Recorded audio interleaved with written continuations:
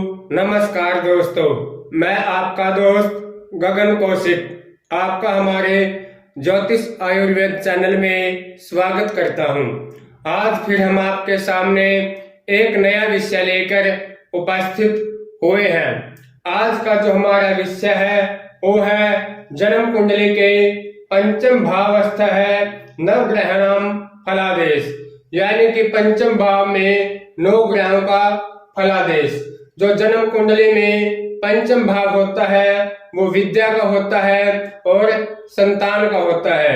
जब सूर्य से लेकर केतु तक कोई भी ग्रह पंचम भाव में स्थित होता है तो क्या फल देता है, क्या दोष देता है।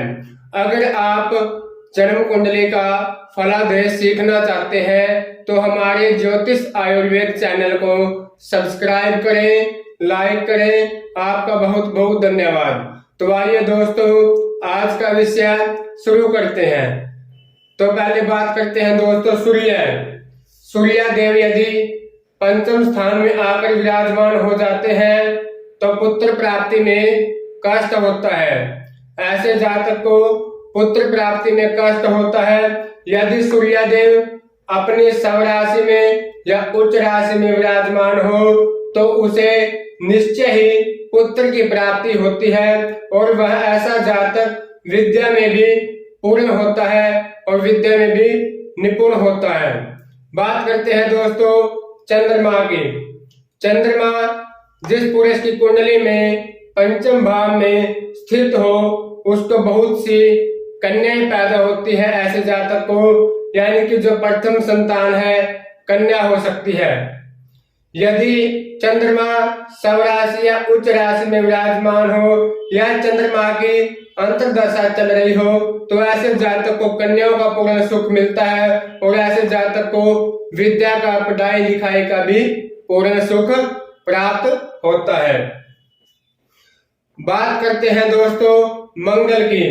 मंगल जब पंचम भाव में आकर स्थित हो जाते हैं तो ऐसा जातक अगर मंगल मेष राशि या वृष राशि या उच्च राशि में हो तो ऐसे जातक को पुत्र से पूर्ण सुख प्राप्त होता है। ऐसा जातक के साथ हमेशा मंगल ही मंगल होता है। ऐसा जातक शुभ होता है और ऐसा जातक विद्या में भी पूरा निपुण होता है। ऐसा जातक अपनी विद्या के बल पर फौज या पुलिस की नौकरी करने वाला होता है। ऐसा जातक देखने में बलवान होता है। बात करते हैं दोस्तों बुध की। बुध ग्रह यदि पंचम भाव में आकर बैठ जाता है तो ऐसे जातक को संतान का सुख है जो कम ही प्राप्त होता है। लेकिन ऐसा जातक लेखक होता है। ऐसा जातक की लेखन कार्य में रुचि होती है। बात करते हैं दोस्तों देवगुरु बृहस्पति। देवगुरु बृहस्पति जब पंचम भाव में आकर विराजमान हो जाते हैं, यदि देवगुरु अपने उच्च राशि में या शव राशि में विराजमान हो या देवगुरु की अंतर्दशा चल रही हो तो ऐसे जातक को पुत्र की प्राप्ति होती है। ऐसा जातक कर्म के क्षेत्र में तेज बुद्धि वाला होता है। ऐसा जातक ज्ञानवान, गुणवान और विद्यावान होता है। बात करते हैं दोस्तों शुक्र ग्रह की।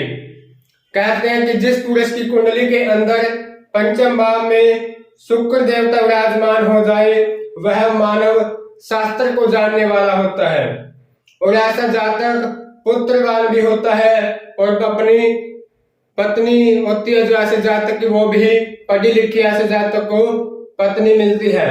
तो ऐसा जातक को जो विदेश के अंदर भी अपनी पढ़ाई के बेस पर विराज करता है, यानी कि निवास करता है।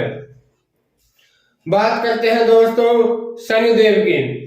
शनिदेव यदि पंचम भाव में आकर बैठ जाते हैं तो ऐसा जातक विद्या और पुत्र से युक्त होता है। लेकिन शास्त्र में उसकी प्रीति नहीं होती। शास्त्र में उसकी रुचि थोड़ी सी कम होती है। अगर शनिदेव अगर उच्च या राशि में हो या शनिदेव की अंतर्दशा चल रही हो तो ऐसे जातक को पुत्र की प्राप्ति और ऐसा जातक विद्या में पूरा निपुण होता है। ऐसा जातक राज्य के क्षेत्र में, राजनीति के क्षेत्र में भी अपना नाम कमाता है। बात करते हैं दोस्तों राहु।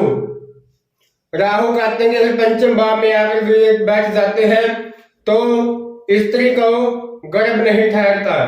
ऐसे स्त्री का जो बच्चा है वो मिसकैरेज करवा देते हैं राहु, अगर पंचम भाव में संतान भाव में आकर बैठ जाते हैं। उस ऐसे जातक को अगर स्त्री की कुंडली में तो संतान होने में दिक्कत देते हैं, अगर पुरुष की कुंडली में हो तो दिल की समस्याएं, हार्ट से संबंधित ऐसे जातक को या हृदय से संबंधित ऐसे जातक को कष्ट देते हैं राहु। ऐसे जातक की जब राहु की दशा आती है तो ऐसे जातक की जो बुद्धि है वो मति भ्रम हो जाती है, बुद्धि भ्रष्ट हो जाती है ऐसे जातक की। बात करते हैं दोस्तों केतु महाराज। केतु जब पंचम स्थान में जिस पुरुष की कुंडली में आकर स्थित हो जाते हैं वह मानव विद्या से रहित और पुत्र की चिंता वाला होता है।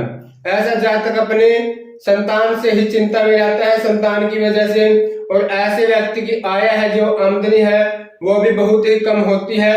और ऐसा जातक का जो पुत्र होता है वो विद्या में भी उसको कष्ट होता है।